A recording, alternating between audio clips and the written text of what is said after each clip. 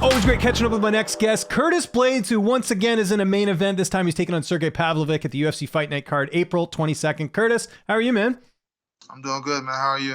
I'm doing great. Would have been doing better if I would have got to see you in Vegas. We almost linked up at UFC 285. We were going to play some Mortal Kombat next time, I guess, huh? Next time. Yeah, I'll be back in Vegas. I'll be in Vegas in a few weeks, actually. So. Oh, cool. I will not be, but maybe International Fight Week we'll see you there because they always bring you out there for that, right? So. Yeah. Okay. All right. It's on video now. So if it doesn't happen, then we have the video evidence. So it's all good, man. But speaking of Vegas, UFC 285, I know you were out there for the event doing a signing. They announced that Sergei Pavlovich was the backup, your opponent for the Jon Jones and Ciryl Gane fight. How surprised were you by that? I was surprised. I didn't think there was going to be a backup, seeing as how I didn't think Jon or Ciryl was going to blow weight. But I don't think it's that big of a deal. I heard about it and then moved on. You know? Well, I guess because remember we talked, I think late last year, there was talk about you maybe being the backup back when Francis looked like he was fighting. No. I know it wasn't official, but I still think, like, do you find it interesting? You've had more fights than Sergei is, and he ended up getting the backup. I guess you could read into it. I didn't. Maybe they just wanted to give him a little more hype, you know? Maybe. I don't know. Yeah. Honestly, I didn't even, like I said, I wasn't expecting there to be a backup because it's heavyweight, you know? Well, yeah, but then also we're talking about Jon Jones, and not every fight with his goes according to plan. But hey, I understand that as well. True. Speaking of Jon, we had talked before that fight with Jon and Ciryl. Did you expect the fight to end that quickly with Jon and Ciryl? No, I don't think anyone expected it to end that fast. But I'm not shocked at how he was able to take him down and hold him down and get on his neck. Not shocked. Were you surprised though that Jon was able to finish him as well? Because we've never seen Ciryl finish. We've seen him lose before, right? Francis took him the distance, but to see him get finished like that, I think that part was a bit surprising. I wasn't. I mean, it's when you have a hole that big in your grappling, and then you're going against a guy who that's like a strength of his. I'm not shocked. I thought it was gonna be elbows. I didn't think it would be a submission. So I guess that was a little surprising, but I'm not surprised he got the finish. I was expecting a finish. And when a fight ends like that, obviously, Jon's getting all the praise as he should. They're talking about him being the greatest right now, greatest of all time. But people are also trying to figure out what happened with Ciryl. Some people are saying it's a coaching issue. What did you think? Is it just he needs more experience, maybe switching things up a bit? What do you think he needs to do to kind of get back to where he was? I think it's like a lot of guys. He got away with not having to wrestle. Just like with Francis when he fought Stipe, he got away with not having to learn how to wrestle. A lot of guys do it. It's not just him. There's a lot of guys with holes in their games because they only focus on one aspect of MMA. And it's not like we didn't already know that was a hole. And I know a lot of people expected him just to plug it. It takes years. It takes years to learn how to grapple. He's not going to get it. Yeah. He's not going to get it. I don't expect him to get it. Okay. I like the assessment. Let's talk about Sergei.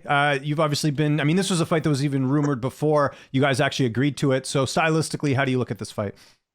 Just like I look at all the other fights.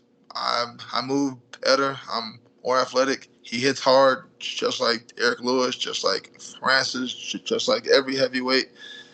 And I wrestle better. So I'm going to approach it just like I approach every fight. Footwork, get inside, and he can work on the ground. I'm sure you've looked at his past opponents. Do you think he's fought anyone like you before? No, there isn't anyone like me. I've got 63 career takedowns. I don't think there's ever going to be a heavyweight like me. Okay, I like the assessment. Training camp, how's that gone? Same guys you're working with? Anything different? Who you may have been getting ready with? Nothing different. I like keeping things the same. I don't like to change things. I like routines, and everything's the same as always. So training partners, Zach Pagua. You've got also Devin Clark, I know, is there training as well. Who are some of the other guys you get to work with? Well, you said Zach, Devin, Razak. Oh yeah, Razak. Yeah, of course. He's here. Ty and then Flores, shout out to Ty, who I yeah, interviewed. Yeah. Ty, he has a fight next week, I think, for PFL. Oh, cool. Working with him also. So yeah, the normal guys. Sorry, I should have remembered all the No. names. Hey, listen, it's not your job to do roll call. It's for you to punch people in the face. That's my job. So I gotta know my stuff as well. And when, like, I know you have to eat pretty, like, you cut a bit of weight. You got to eat somewhat healthy. Like, when does the diet start? Like, do you have to start that now, or does that come closer to fight time? When do you do that? I don't really have to be on a diet. I'm already last week I was 265. I was feeling a little weak, so I got back up to 269. I'll probably enter fight week at like 58. My weight's it's okay. I've been eating a little better, but not like something crazy. Just I go get pre-made meals. Yeah, that it's easy. Yeah, it's easy to do, and then you're not eating bad either, right? So.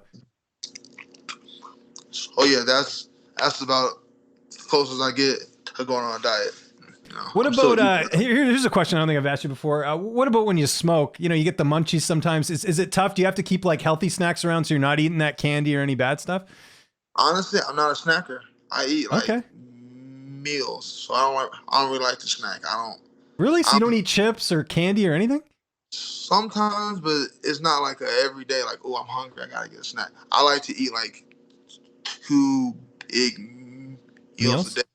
So, yeah, I'm not much of a snacker. Like, occasionally, if I'm at the movies, I'll get snacks, but it's not really like an everyday thing. I don't really have a sweet tooth either. You're lucky, man. I do, and what I do actually is I have fruit if I'm partaking in that, and that way at least I'm eating something good, right? So I like pineapple. Actually, it's really good. If you want to do that, my girlfriend does. She's a snacker. She eats a lot more fruit and stuff. But yeah, because it's all natural. It's not processed, right? So that's a good thing. I'm curious though. You just mentioned there. I think this is the first time I've ever heard this. You only eat 2 meals a day. So what do you skip breakfast? Yeah, I'm not much. I'm not really.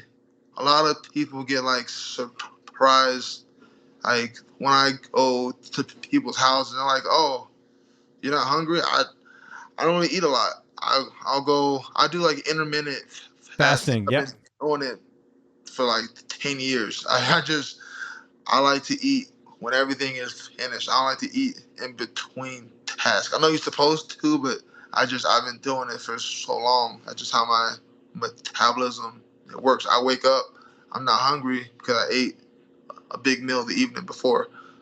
Okay, that's cool. Yeah, I like my bacon and eggs. What can I say? So there you go. Who's okay? Your corner. Let me see if I get this right. Vinny Lopez, Cody Donovan, and is that it? And I'll bring. Zach's gonna come with you too. Nice. And I'll probably bring my other buddy Vanilla. He works out with us. I brought him to the last one in London. He's the guy with the blonde hair. Oh, okay, yeah. I know who you're talking about. Yeah, I see it in the photos and stuff. So that's good. What's your prediction, man? 5-round fight. You and Pavlovich. I know you don't like getting paid by the hour. You probably want to get the finish there, but how do you see this one going? I'm expecting 5 rounds of war. I'm expecting it to be tough. Ever since my Volkov fight, that was the one fight where I went into it like, oh, I'm gonna knock this dude out, and I hunted the finish. I learned I won't ever do that again. That's a part of the reason why I got so tired. I was just putting so much energy into finishing him when it hadn't presented itself. So I expect every fight to be like that Volkov fight. 5 rounds of grueling war. Yeah. No, I'm with you there. Good strategy. Jon Jones, Stipe Miocic. Who's winning that fight? I don't know. Because it's heavyweight. Like, it takes one punch. I would like to see Stipe get the win, for him to be able to walk off into the sunset, but I could see Jon being able to finish him also. I honestly don't know. But if you had let's use it this way. If you were to set the betting odds, who would you favor? Who do you think would have the edge? Let's put it that way. I would favor Jon because he's the more creative on the feet. You have to worry about a lot more. But Stipe, I still think he hits harder. I think he has like legitimate heavyweight power. Like, no, he's not Francis or Derek Lewis, but he's a legitimate heavyweight. I think he hits harder than Jon. Right now, at the time of recording this, which is March 22nd, Stipe and Jon Jones isn't official. Do you think there's a possibility if you go out there and win on April 22nd that you could get that? No, so you're shaking your head. No, we're being realistic. Yeah. I want it, but if you're asking me as a realist, or if I was a betting man, I would place my odds at getting a title shot, even if I head kick knock him out in the first round. I put my odds at plus 1,000. Really? Okay. Well, what if? But here's the thing, though. The fight's not booked, and Jon was tweeting some stuff about maybe this isn't happening. Like, do you think there? I'm saying from the perspective, if for some reason Stipe can't go, and they need to move this around. If he can't go, I should be next. Yeah. Yeah, I was gonna say lower those odds. No, I didn't mean next, obviously, because they already announced that. I mean, Dana already pretty much said like, hey, Stipe's next. You were asking like. Yeah, I should. You know what? Rookie mistake, Curtis. It's my fault. I should have said if Stipe can't go, would you get it? Because Well, don't you think the timing's interesting as well with this being at the end of April? I know it's not ideal, but you could still make a turnaround if you didn't take any damage, right, for July.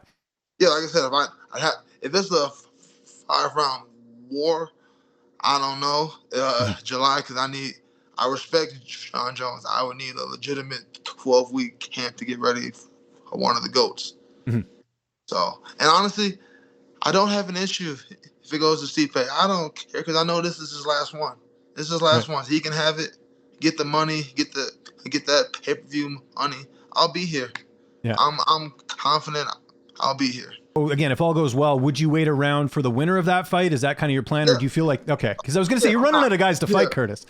I know what they're going to do. I'm going to beat Sergei. And they're going to make the Stipe matchup. And they're going to try and make me rematch Aspinall. And I'm telling you right now, it's a no.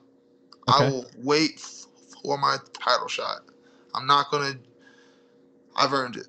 I beat Sergei. I will have earned it. Okay, let me put another hypothetical situation your way, okay? We're playing hypotheticals here. Jon goes and fights Stipe. He beats Stipe. Jon retires. Because maybe he thinks that's the only big fight that's left for him. And nothing against you, obviously. Obviously you're a very skilled guy, but if we're talking realistically, like Stipe's a big name, right? So he beats Stipe, title's vacant. You and Aspinall for the vacant title. Okay, that's fine. See, aren't you glad I said that? The news, the media outlets would be writing Curtis Blaydes refuses to fight Aspinall, but now we've clarified that, so we're all good. Yeah. Okay, there we go. That's awesome. I have no problem fighting him, but my next fight after this needs to be for the title. I get it. Yeah. Oh yeah. That's what I'm saying. All right, let's talk about some other stuff. Food Truck Diaries, man. How cool was it getting to go on there with Brendan Schaub and doing that whole thing? And I think you got a pair of shoes too, right? What happened with all that? That was dope. They reached out to my management and asked if I wanted to do it. Obviously, I said yeah. I know that's a pretty big thing on YouTube, so I was excited.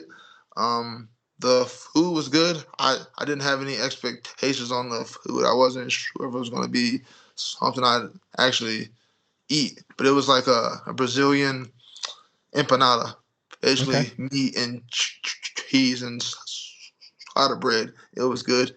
And yeah, I like getting the gym shoes because it's hard for me to find shoes in my size because I wear a size 16. So, and the fact that he was able to find those, I don't know how he found them. He said he had to ask a lot of his hookups and his contacts. He was able to get it, and I'm very appreciative of those. I actually had those on, the Jordans he gave me. I had them on at the fights. So we could have talked about that at the fights. So again, this is tragic that it didn't end up happening. No, I'm kidding. But did you gain a lot of new fans from that? Because again, Brendan, I feel like one of the things that he's sort of done is kind of moved into that sort of that mainstream a little bit, right? With his audience. Did you find like you got a lot of new fans or people reaching out after that aired?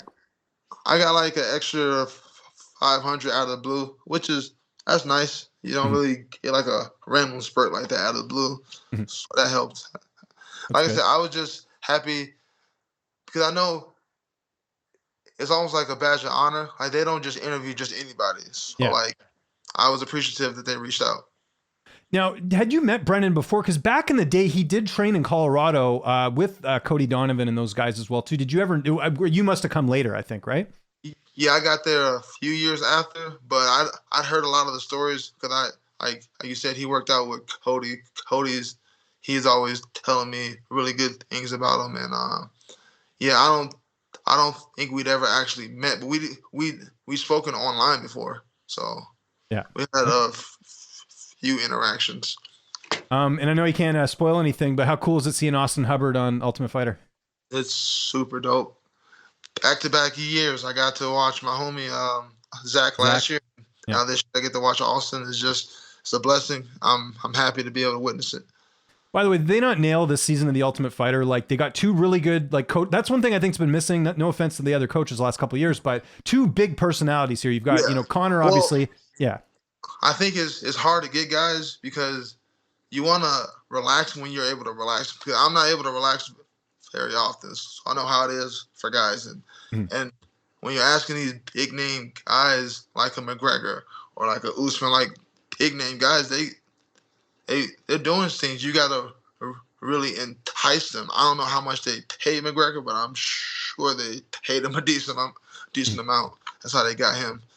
Yeah, I was going to say, so they got the coaches right, but also I like the format. Like, I don't understand why they haven't done more seasons of bringing old fighters back, because you already know who they are, right? Yeah, so there's always that interest like and kind of that rooting thing of, wanting to see them get back, right? I think it's a great idea because a lot of guys that get cut from the UFC, just because you got cut, it doesn't mean you're not a good fighter. The UFC is filled with the best of the best, and I think they deserve an opportunity, especially like this, to like earn their way back onto the roster. And then, it's obviously in the news right now, this whole Colby Covington potentially getting a title shot. What do you make of this? Because it kind of came out of the blue. He was just the backup, and then Dana's like, yeah, he's next. I think it's unfair. I don't think he's earned it. I don't think he's earned it. Who do you think should get it instead? People are saying Bilal because he's got the 8-fight win streak, and then there's obviously the Gilbert Burns and Masvidal winner, right? It should be Bilal, hands down. But if you're not going to give it to Bilal, which you should, but if you're not going to give it to Bilal, yeah, I guess you give it to Burns if he wins. You don't give it to Jorge. Jorge's had enough. Well, see, that's where things get interesting, right? Because Leon wants to fight Jorge, I'm sure, because of the name. Yeah. I get it. Because it's going to sell. He talks a lot of good shit. It would help hype it up, but he doesn't deserve it. But that's, again, the UFC is not based off meritocracy, and I have to remind myself of that. That's not what it is. It's who can put the most asses in the seats. Yeah. No, you bring up a good point. Okay, two more quick questions. Is this fight part of a new contract, or is this the old contract that you're still on? This is the old one. This is part of the old one. Yeah. And you got a couple fights left, if I'm not mistaken, because they usually, like a main event, they obviously means a bit more, right? No, I've got one more. Oh wow. Okay, so second last fight, because this is a big one then, because you go usually the last one you renegotiate, right? Yeah. So okay. This is a big deal. Yeah, I gotta.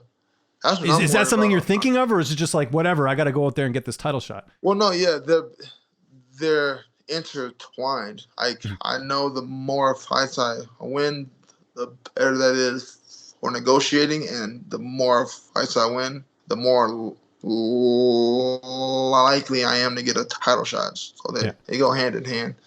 Okay, there we go. And last question: how's your daughter doing? She's doing good. She's in schools. She's doing swimming. She loves swimming.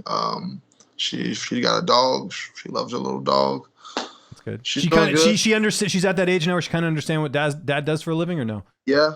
She's had a few incidents at school where she's aggressive because she thinks it's all right to fight. Because that's something I'll have to talk to her about. We'll have to discuss. I do it for money, not for fun. Right. Okay. That's interesting. Have you thought about putting her in jiu-jitsu? That's what I did for my son. Yes. I want her in jiu-jitsu ASAP. I want her in jiu-jitsu really bad. Because that's something like...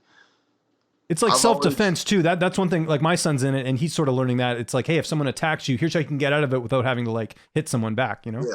And I think it helps with all the like becoming an adult. It teaches you responsibility, accountability, keeps you in shape. It's a good way to make friends. I think sports, especially jiu-jitsu, but sports in general, I think all kids, they should be involved in like a sport.